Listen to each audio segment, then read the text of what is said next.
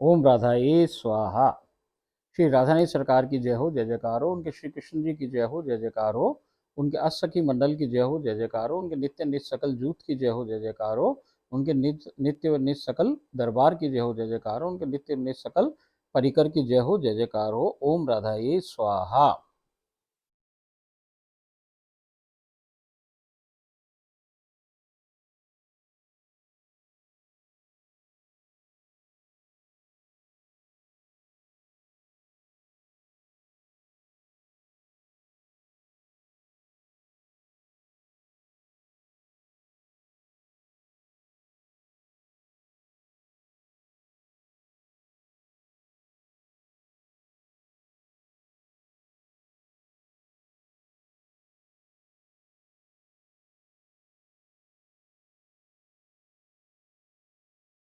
ओम राधाए स्वाहा।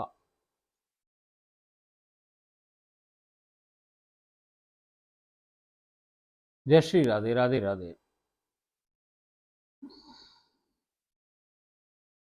देखो सरकार,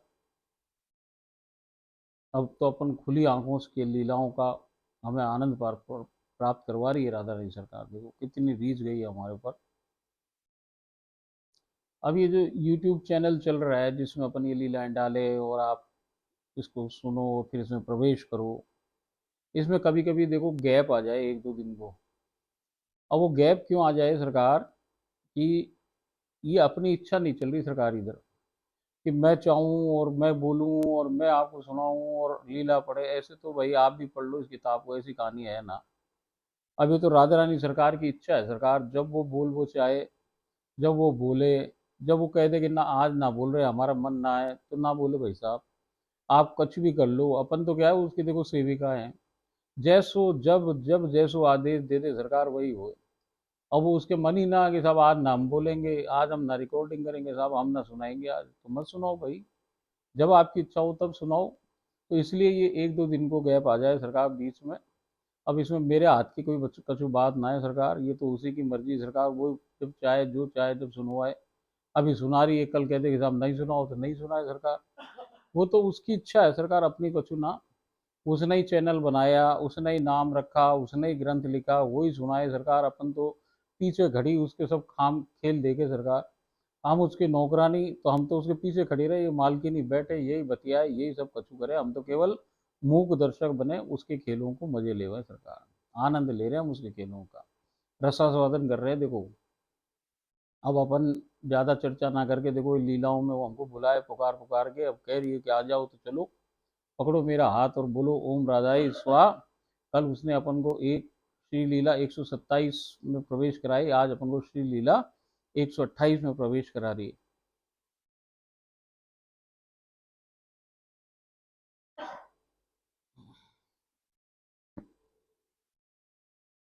ओम राधाई स्वा। हाँ सरकार बिल्कुल सत्य है। श्री लीला 128 में आज अपन को वो प्रवेश प्राप्त करा रही है सरकार।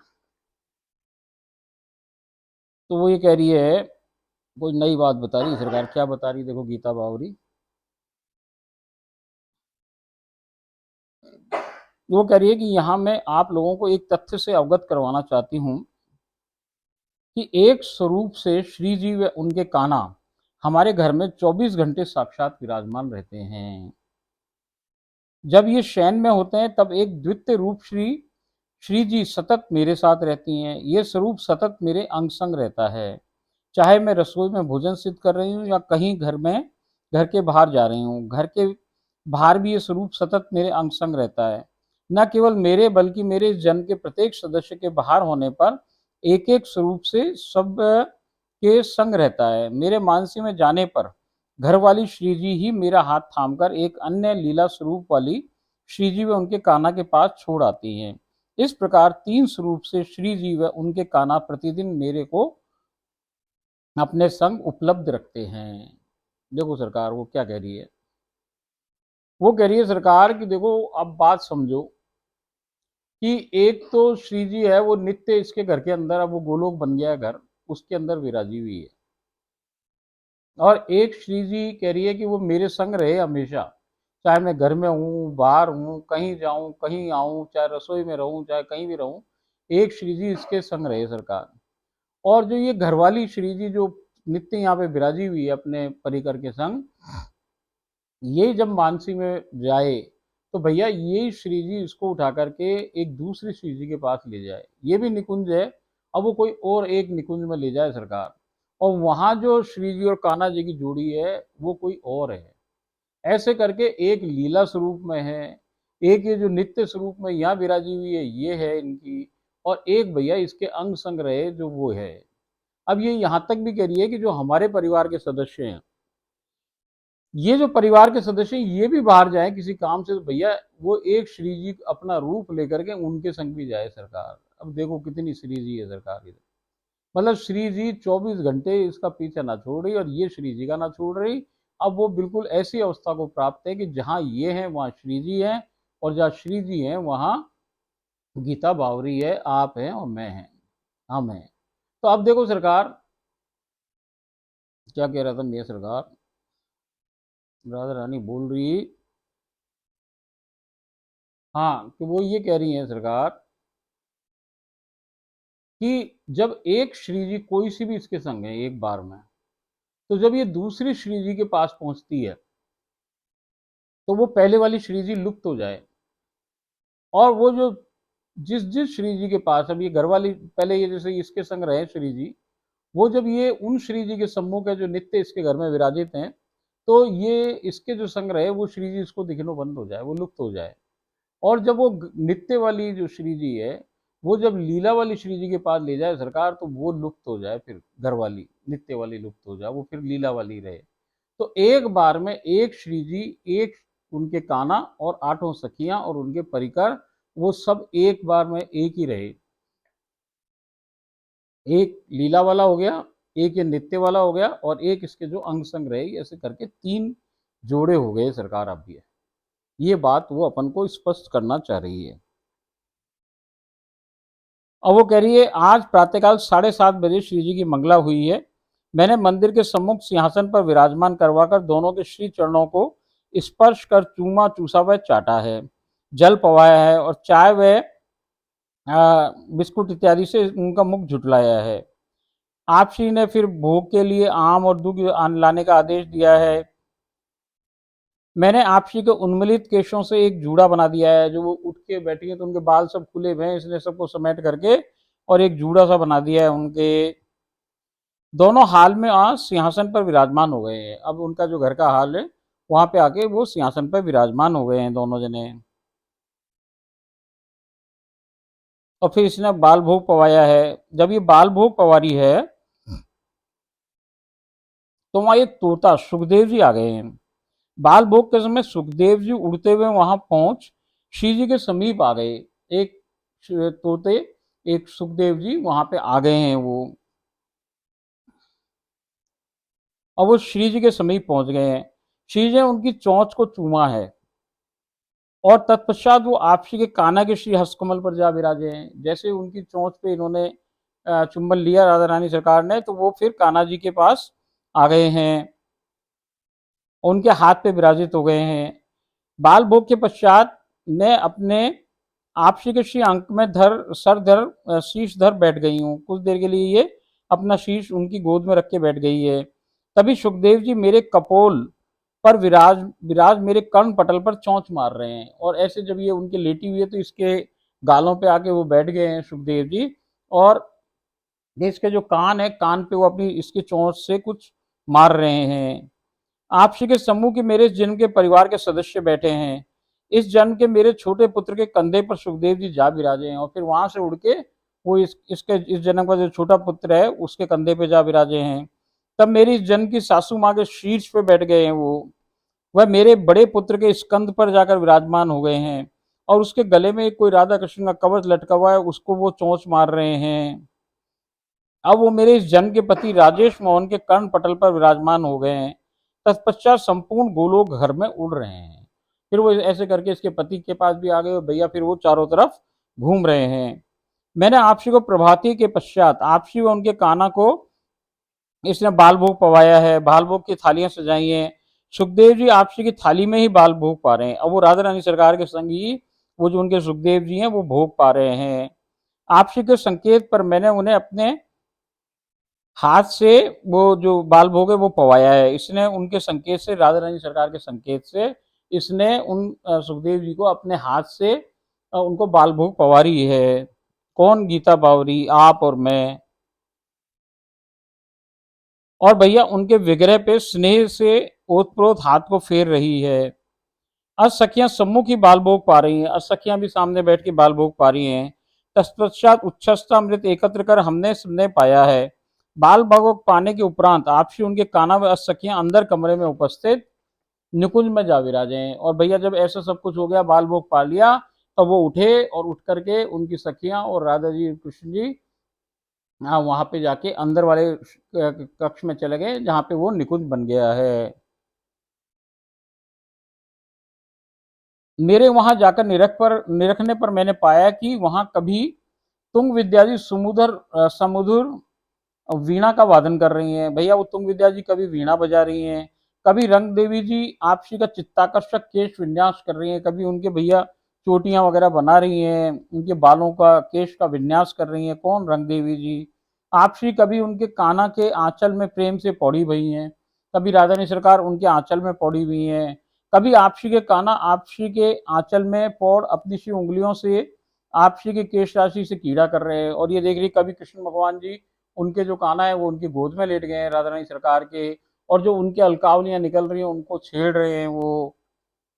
ऐसा सब कुछ वहां वो घटित होते हुए गीता बावरी आप और हम देख रहे हैं। इसी बीच असखियां वहां मध्य में एक दिव्य परम सुरभित सुंदरतम रंग बिरंगे व अनोखे सुमनों से परिपूर्ण स्वर्ण थाल को ले पधारी हैं। और इसी बीच के अंदर क्या है कि वो राधा रानी सरकार की जो आठों सखियां हैं वो एक बड़ा सा दिव्य थाल लेके आ गई हैं,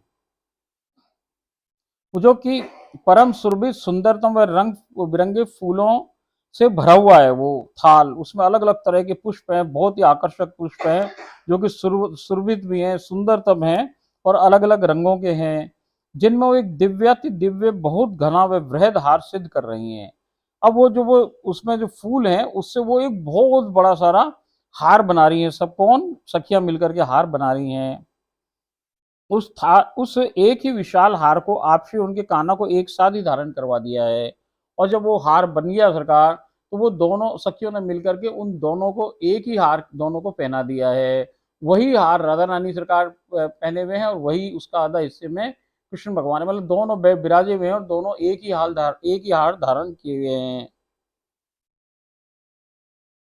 कुछ समयावधि के पश्चात आपसी ने तबला वादन का रसास्वादन करने की इच्छा जताई है। थोड़ी देर में आपसी ने तबले के लिए इच्छा जाहिर करी है, जिस पर मेरे जन के परिवारजनों ने तबले व हारमोनियम की संगत के साथ भजन गायन प्रारंभ कर दिया है। आपसी उनके काना वहीं निकुंज में ऊंचाई पर स्थित एक अजब गजब सुंदर व सुसज्जित स्वर्ण सिंहासन पर अनायास चित्त का हरण करने वाले वृहद एक ही पुष्पहार को दोनों धारण किए विराजमान है। और देखते ही देखते उसने क्या देखा कि भैया एक ऊंचाई पे, बहुत ऊंचाई पे एक सिंहासन बन गया है, और उस सिंहासन पे राधा रानी सरकार और उनके कान्हा जो कि दोनों एक ही हार धारण किए हुए वो अब वहां विराजित इसको नजर आ रहे हैं, जिस पे जाने के लिए सीढ़ियां भी हैं, और भजन कर रहे हैं इसके घर वाले। कुछ समयावधि के पश्चात आपसी के संकेत पर ललिता जी एक सुंदर स्वर्ण थाल में कुछ सामग्री के लिए आपसे के सम्मुख उपस्थित हुई हैं। और भैया थोड़ी देर में उन्होंने ललिता जी को संकेत किया तो ललिता जी एक सोने का थाल लाई है, उसमें कुछ सामान रखा है, और वो सामान इसको दिख नहीं रहा क्योंकि वो ऊंचाई पे है, तो वो थाल ऊंचाई होने से उसमें क्या रखा है इसको नजर ना आ रहा, मगर ये एक थाल लेके ललिता जी उनके पास गई हैं। ऊंचाई के कारण थाल की सामग्री स्पष्ट नहीं हो पा रही है। ललिता जी सोपान से नीचे उतर कर आई हैं, और वो धीरे से नीचे उतर के आई हैं। वो थाल दिव्य व अमूल्य आभूषणों से परिपूर्ण है भाई साहब। अब वो जब ऊपर लेके गई उस थाल को, तो उन्होंने राधा रानी सरकार को दिखाया। राधा रानी सरकार ने उस जो सामग्री थी उस पर अपना हस्तकमल धरा, और फिर ये उसको नीचे लेकर के आ गई हैं ललिता जी। तब इसको समझ में आया कि इसमें तो भैया बहुत सारे अमूल्य आभूषण भरे पड़े हैं। ललिता जी ने वो प्रसादी आभूषण मेरे व मेरे जन के परिजनों की ओर उछाले। अब उन्होंने उन आभूषणों को एक एक करके उछालना चालू कर दिया है सरकार।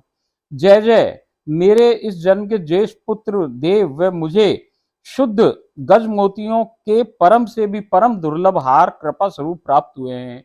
जब वो फेंक रही हैं, वो उछाल रही हैं, तो भैया उसमें से जय जय यानी प्रियादासी को, मेरे को, और फिर मेरे जन्म इसके जो इस जन्म का जो पुत्र है बड़ा वाला, उसको व इसको खुद गीता बावरी को कोई गज मोतियों से शुद्ध विशुद्ध मोतियों का एक बड़े सुंदर मोटे मोटे मोतियों का जो एक दुर्लभ हार है वो हम तीनों को प्राप्त हुआ है। गुरु माँ व मेरी इस जन्म की सासू माँ को स्वर्ण के दुर्लभतम कृपा रूपी कंगन प्राप्त हुए हैं, और जो प्रियादासी जोड़ी नंबर 2 है उसको, और उसकी जो इस जन्म की सासू माँ है, उन दोनों को कोई बहुत ही सुंदरतम दुर्लभतम कृपा रूपी कंगन है स्वर्ण के बने हुए, और जिसपे बहुत सारे वो हीरे जवाहरात लगे हैं, वो उनको प्राप्त हुए हैं। मेरे जन्म के अनुज पुत्र जो छोटा पुत्र है ईशान को अजब अनोखी नथुनी मिली है। मेरे जन्म के पति को अतिशय दुर्लभ मांग टीका, और विभोरी सखी जी हैं एक, उनको अजब अनोखे कंगन व एक चुलबुली परी हैं, उनको अद्भुत व अद्वितीय कुंडल कृपा प्रसादी के रूप में प्राप्त हुए हैं सरकार। ये भी हमारे इसी के परिकर हैं, ये भी वहां पे हैं उस समय विभोरी सखी और चुलबुली परी, तो इनको भी वो प्राप्त हुए हैं। विभोरी सखी को कंगन प्राप्त हुआ है, चुलबुली जो परी हैं उनको कुंडल की प्रसादी प्राप्त हुई है, जिसे हम सबने तत्काल ही धारण भी कर लिया है। तभी एक मनमोहक खरहा, एक खरगोश आ गया है सरकार, वो सोपान पे सीढ़ियों से चढ़कर आपसी के चरणों को चाट व चूम रहा है। आपसी ने उसे अपने आंचल में भरकर बहुत स्नेह प्रदान किया है। आपसी उनके काना अब सोपान पर उतर नीचे आ पधारे हैं, अब वो भी नीचे आ गए राधा रानी सरकार उनके काना। आपसी अपने श्री चरणों में धारित पायजबों के नुपुर खनखनाती होले होले आगे बढ़ रही हैं। असखियों ने गोलाकार आकृति में घेर रखा है। असखियों ने आज खड़े होकर बिल्कुल विभिन्न प्रकार की मुद्राओं में भंगिमाओं में अजब गजब रास प्रारंभ कर दिया है। आज वो घुटने के बल भी नहीं है और कुछ नहीं करी, कोई अलग अलग आकृतियां बना करके और कोई अजब गजब रास कर रही है वो सरकार, जो इसने पहले नहीं देखा है। घेरे के मध्य में आपसी के काना आपसी को अपने श्री शीश पर धारण कर श्री घुटनों के बल तीव्र गति से गोलाकार आकृति में घूम घूम कर रास रहते हैं। और कान्हा जी ने क्या किया सरकार, राधा रानी सरकार को अपने सर पे बिठा लिया है, और वो खड़ी हैं राधा रानी सरकार सर पे, और वो घुटनों के बल विराजे हुए हैं जमीन पे, और भैया वो घूम रहे हैं अपने घुटनों के बल, और राधा रानी सरकार उनके शीर्ष पे हैं, और वो घूम घूम करके बहुत तेजी से चारों तरफ पूरे रास मंडल में घूम करके भैया वो नृत्य कर रहे हैं, वो रास कर रहे हैं। उफ, अपने शीश पर धारण कर श्री घुटनों के बल तीव्र गति से गोलाकार आकृति में घूम घूम कर रास रहते हैं। आपसी ने अपने श्री घुटनों को आपसी के काना के शीश पर धर रखा है। अब भैया अब वो जैसे खड़ी थी पहले, अब उन्होंने क्या किया कि वो बैठ गई हैं और अपने घुटने उनके सिर पे रख लिए हैं, और अर्ध चंद्राकार आकृति में अपने पार्श्व की ओर झुककर अपने श्री हस्त कमलों से अपने श्री चरणों के अंगुष्ठों को थाम अवस्थित हैं। अब देखो सरकार, पहले तो वो खड़ी थी ठाड़ी हुई थी, तो भैया वो बैठ गई और वो घुटने के बल बैठ गई हैं, और उनने अपनी सारी बॉडी पीछे कर ली और हाथ ऐसे पीछे करके भाई साहब, और वो जो पैर के अंगूठे हैं उनको पकड़ रखा है ऐसे, और वो बिल्कुल अर्ध चंद्राकार मुद्रा में हो गई है उनका पूरा शरीर। और भैया वो रास चल रहा है, कान्हा जी रुक ना रहे, कान्हा जी तो रास कर ही रहे हैं ऐसे, वो अपने घुटनों पे लगातार घूम रहे हैं।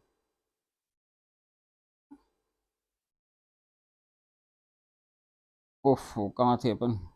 अर्ध चंद्राकार आकृति में अपने पांच भाग को झुकाकर अपने श्री हस्त कमलों से अपने श्री शीश चरणों के अंगुष्ठों को थाम अवस्थित हैं। रास का ये अद्भुत नजारा मैं हतप्रभ हो अपलक निहार बोराई जा रही हूँ। ये भैसा बावली हुए जा रही है उस रसास्वादन को लेके। कुछ समयावधि के पश्चात आपसी कान्हा व आपसी थाड़े हुए हैं, अब वो दोनों खड़े हो गए हैं सरकार। आपसी कान्हा ने आपसी का दाहिना हस्तकमल अपने श्री हस्तकमल में ले लिया है, अब उन्होंने दाएं हाथ उनका अपने हाथ में ले लिया कान्हा जी ने उनके। आप श्री ने तीव्रतर व अंत में तीव्रतम घूमकर रास प्रारंभ कर दिया सरकार। अब वो दोनों ने हाथ पकड़कर और घूम रहे सरकार, और भैया बहुत तेज गति से घूम रहे हैं। आपसी अतिशय से भी अत्यधिक गति से गोलाकार आकृति में घूम रही हैं, जिसके परिणाम स्वरूप आपसी की बेजोड़ पायजेब के सबरे नुपुर पायजेब से अलग हो इधर उधर बिखर गए हैं। और वो इतनी जोर से घूम घूम के रास कर रही हैं सरकार कि वो सारे जो पाजेब के नुपुर हैं वो सब बिखर गए, पूरे जगह नुपुर बिखर गए हैं। कुछ समयावधि के पश्चात रास में विराम आ गया है। मैंने सभी को शीतल व स्वादिष्ट रुचिकर शरबत पवाया है। मैंने तुरंत ही जय जय को इसकी जानकारी दी। अब उसने तुरंत मुझे फोन किया, बरसाना। तब उन्होंने उन सब नुपुरों को एकत्रित कर आपसी से अगले आदेश को प्राप्त करने को कहा है। उन्होंने कहा कि भाई ये सारे के सारे नुपुर है ना, एक थाल में जमा कर लो एक जगह, और उनसे पूछना कब इनका क्या करना है।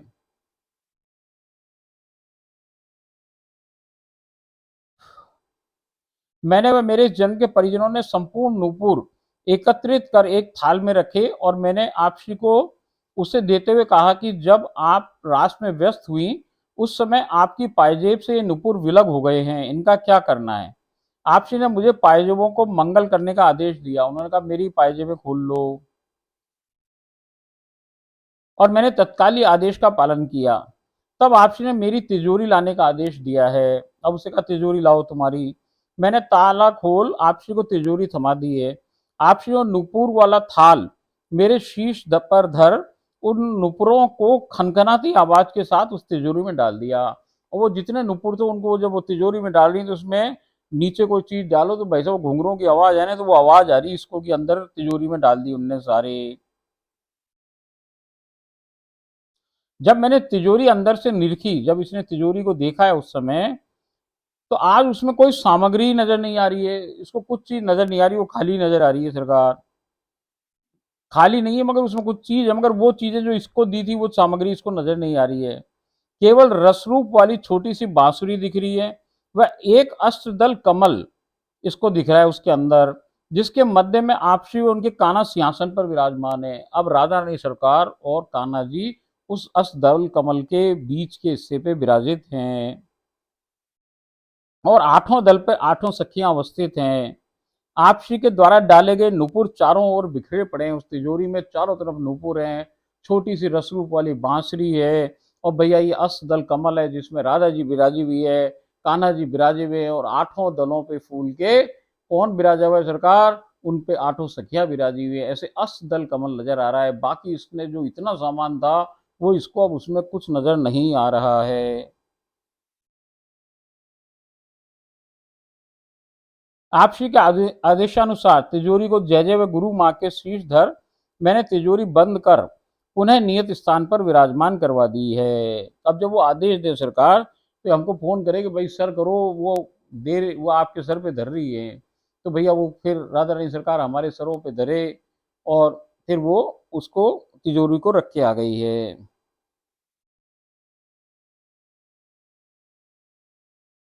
आपसी की इच्छानुकूल स्नपित करवा कर नर्म तौलिए से प्रक्षालित कर हल्के से वसन धारण करवा श्रृंगार कक्ष में ला रुचिकर परम से भी परम सुंदर श्वेत पोशाक, आज सफेद रंग की पोशाक धारण करवाई है। चुने हुए श्रेष्ठतम सुंदराति सुंदर अतिशय सुरभित मोगरे के पुष्पों से बने अद्भुत आभूषणों से अलंकृत किया है। आज सोने चांदी और इसके भाई साहब इसके कोई आभूषण ना है, आज कोई मणियों के आभूषण ना है, आज तो केवल मोटे मोटे जो ये सुरभित और सुंदराति सुंदर मोगरे के फूल हैं उसी के सारे आभूषण उन्होंने धारण करे हैं। उनके शीर से लेकर पैरों के नख तक सारे आभूषण जितने भी हैं वो मोगरे के बने हुए हैं। केश राशि चित्ताकर्षक जूड़ा बनाया है, जिसको अतुलनीय रीति से मोगरे के पुष्पों से सुसज्जित किया है। कुछ लड़ियों को आपसी के श्री स्कंदों पर आच्छादित कर दिया है। और भैया इसने जो उनका जो बनाए केश की रचना करी है उसमें अतिशय सुंदर रीति से वो मोगरे के पुष्पों को सजाया है, और कुछ फूलों की लड़ियां एक कंधे पे डाल दी हैं इसने। दिख रहा है ना सरकार, देखते रहो।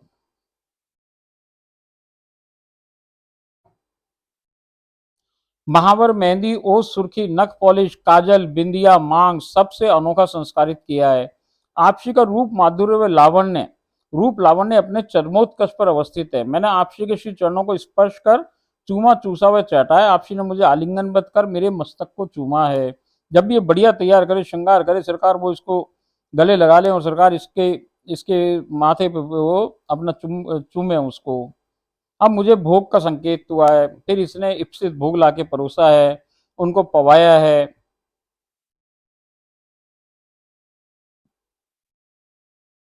फिर इसने बीड़ा पवाया है। आपसी ने पीकदानी में पीका है। आपसी उनके काना को शयन करा, उच्छाष्टामृत एकत्रित कर जय जय गुरु माँ को पवा हम सबने पाया है। तब हम सबने श्री हस्तकमल प्रक्षालित प्रसादी जल व पीक भी पाई है। करीब 5:45 बजे श्री जी जागृत अवस्था को प्राप्त हुई हैं। अब ये सोने चले गए सरकार, फिर 5:45 बजे उठ के आए हैं। मैंने वहीं जल चाय व नाश्ता पवाया है। मैंने आपसी से बाहर घूमने जाने की आज्ञा चाहिए। अब क्या है कि आज इसने कहा इसको कहीं जाना है, तो इसने कहा कि मैं बाहर जाना चाहूँ, कोई आज्ञा है क्या आपकी? तो आपसी ने कहा तुम कहीं भी कभी भी बाहर जा सकती हो, तुम्हें कोई रोक टोक नहीं है। आज श्री जी के घर में साक्षात होने के पश्चात प्रथम बार मैं घर से बाहर निकली हूँ। अभी तक जब से ये श्री जी इसको साक्षात हुई है, तब से ये घर से बाहर ही नहीं निकली है। तो आज इसको कहीं बाहर जाना है, तो इसने उनसे आज्ञा ली। उन्होंने कहा भाई कोई रोक टोक नहीं है, कहीं भी जाओ, कभी भी जाओ। अन्यथा मैं अब तक सदैव श्री जी के साथ घर पर ही रही हूँ। जब मैं बाहर जाने हेतु द्वार पर पहुंची हूँ, तो मैं आपसी को वहां द्वार पर पहले से ही खड़े देखकर हतप्रभ हो गई हूँ। और भाई साहब ये जैसे अपने गेट के बाहर निकली, उसने देखा श्री जी तो पहले ही बाहर खड़ी हुई है। उनको देख के ये हतप्रभ हो गई है। मैंने आपसे पूछा कि आप श्री तो मेरे साथ चल रही हैं, तो फिर आपके कान्हा क्या अकेले घर पर रहेंगे? तो उन्होंने कहा कि श्री जी तो उनके कान्हा के संग वहीं घर पर ही हैं। मैं तो श्री जी के एक रूप में सदैव तुम्हारे अंग संग हूँ। अब इसको ये बात समझ में नहीं आई, कौन सी श्री जी कौन सी हो गई। अब वो जो नित्य वाली श्री जी और कान्हा जी हैं, वो तो वहीं विराजित है, वो कहीं नहीं जाए ना कहीं आए। अब ये जारी जो है, तो इसके संग जो अंग संग वाली जो इसको रसोई में मिली, जो इसके संग रहे सदैव, वो वाली श्री जी अब इसके संग बाहर जा रही है। वो कह रही भैया मैं एक रूप में तेरे संग अंग संग रहूं सदैव, जहां तू रहे वहां मैं रहूं, और जहां मैं रहूं वहां तू रहे। पूरे रास्ते में मेरे आगे आगे मेरी ओर अपना मुख कमल कर उल्टी ही चलती रही हैं। अब भाई साहब ये कह रही है कि जब मैं चल रही हूँ, तो वो मेरे आगे हैं, परंतु आगे कैसे, उनका मुख मेरी तरफ है। और वो चल किधर रही हैं, अपनी पीठ की तरफ चल रही हैं, उल्टी चल रही हैं, और मैं उनके पीछे पीछे चल रही हूँ। मैं हैरान हुई, संपूर्ण मार्ग में उन्हें निहारती हूँ रही हूँ, क्योंकि वो उल्टी उल्टी चल रही हैं, तो ये उनको निहार रही है। वो स्वतः ही मेरे आगे आगे मेरी ओर श्रीमुख कर अग्रसर हो रही हैं, अपितु वो उल्टा चल नहीं रही हैं। देखो बड़ा कंफ्यूजन है सरकार। ये कह रही है कि सरकार उसका उनका मुख मेरी तरफ है, और वो मुख मेरी तरफ करके चल किधर रही है, अपनी पीठ की तरफ चल रही है, अपोजिट डायरेक्शन में जा रही है सरकार। और ये क्या कर रही है, ये उनके मुख की तरफ देखती हुई, उनको निहारती हुई उनका पीछा कर रही है। परंतु कह रही है वो उल्टा नहीं चल रही है, चल सीधी रही है वो, मगर मुझे ऐसी दिख रही है कि भाई उनका मुख मेरी तरफ है। तो सरकार वो जो उनका विग्रह है, ये 5 भौतिक शरीर जैसा मानव जैसा ना सरकार, वो तो कोई अलग अचंभित कोई अलग रहस्यमय चीज है सरकार, राधा रानी सरकार। उनके कान और वहां के परिकर सरकार, वो ऐसे ना जैसे अपन जैसे, वो भैया सब कुछ कर सकने में सक्षम है सरकार। अब उनका चाहे मुख इधर हो चाहे उधर हो सरकार, पैर इधर हो चाहे उधर हो भैया, वो चल सीधी रही है। अपन तो एक ही डायरेक्शन में चल सके भैया, पीछे चलना है तो मुड़ना ही पड़े, उल्टे चलो तो भैया गिरने का डर है। वो ऐसा कोई ना, वहां तो बिल्कुल सीधी चल रही है वो। अब तो उसकी आंखें जैसे मैं बताई सरकार, उसकी आंखें सब जगह है। उसके पैर चाहे जैसे हो जाए सरकार, अपने जैसे पैर थोड़ी कि एक तरफ से ही चले सरकार, ऐसे ना, वहां तो दोनों तरफ चले। वो दाएं चलना चाहे दाएं चले, बाएं चलना चाहे बाएं। वो कोई अलग अजब अनोखे लोग हैं सरकार, वो अपने जैसे ना है, वो कुछ अलग ही चीज है। तो वो कह रही है कि भाई वो उल्टे भी नहीं चल रही है, मगर वो चल भी उल्टी रही है। अपनी तरीके से सोचो तो जीव के लिए वो उल्टी चल रही है, मगर वो उल्टी उल्टी ना चल रही, वो तो सीधी चल रही है भाई साहब। पुणे घर लौटने पर रात्रिकालीन भजनों के समय आपसी उनके कान्हा गोलोक वाले अपने परम सुंदर शयन कक्ष में परम सुंदर व सुरभित दिव्य लाल गुलाब व मोगरे के पुष्पों से अतिशय सुंदर रीति से सुसज्जित पलंग पर विराजमान हो गए हैं। पलंग का सिरहाने को बेजोड़ प्रकार से मयूर पंखों से सुसज्जित किया है। चहु और लाल गुलाब व मोगरे के पुष्पों से अद्भुत व चित्ताकर्षक सजावट अवस्थित है। अनुपम व अद्वितीय युगल के मध्य अनायासी केलीपुर की क्रीड़ाएं प्रारंभ हो गई हैं। और फिर भाई साहब कुछ केली वेली हुई है उधर। अब वो कह रही है कि केली होते टाइम कुछ ऐसा कुछ उसके इस जन्म के शरीर में भी घटित हो गया जो पहले ना हुआ। इतना परमानंद रसास्वादन कुछ हुआ और उस बात से ये व्यथित हो गई है। इसको वो अच्छा नहीं लग रहा है और इसको कोई अपराध भाव से ग्रसित हो गई है ये।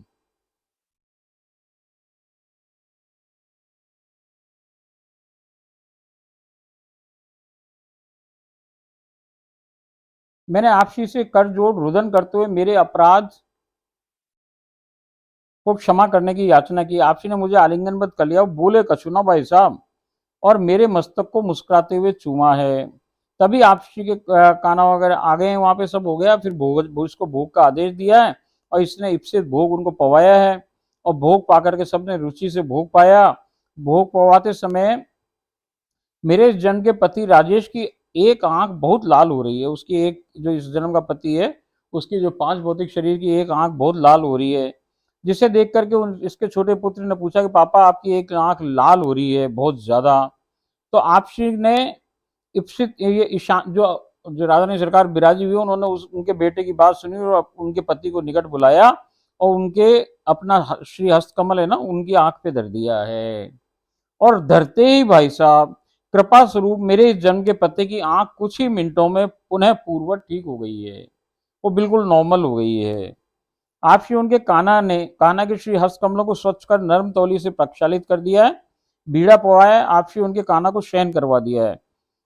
उच्छिष्ट अमृत एकत्र कर जय जय गुरु माता और को पवा सबने पाया है। आज चूंकि श्री जी उनके काना शयन को प्राप्त हो गए हैं, मैंने मेरे इस जन्म के पति को कहना चाहा कि आज श्री जी शयन में है, अतः आप वह बच्चे ही घूम आइए, मैं घर पर ही हूँ। तभी मेरी नजर द्वार पर पड़ी तो मैंने देखा कि श्री जी तो द्वार पर पहले से ही थाड़ी हुई हैं, मुझे बुला रही हैं और हम सब घूमने गए हैं। अब ये भोजन करे बाद घूमने जाए सरकार। मगर जब से ये राधा रानी साक्षात हुई है घूमने ना जाए और लोग जाएं। तो आज भी इसने कहा भाई अब वो तो सो गई हैं, अब ऐसा करो कि आप लोग ही घूम आओ, मैं यहाँ बैठी हूँ, कोई आदेश हो कुछ हो तो मैं यहाँ रही रहूं। तो भैया इसने देखा तो द्वार पे जब वो बाहर निकल रहे तो श्री जी तो पहले ही थाड़ी भई है वहां पे और इसको बुला रही है कि तुम भी आ जाओ।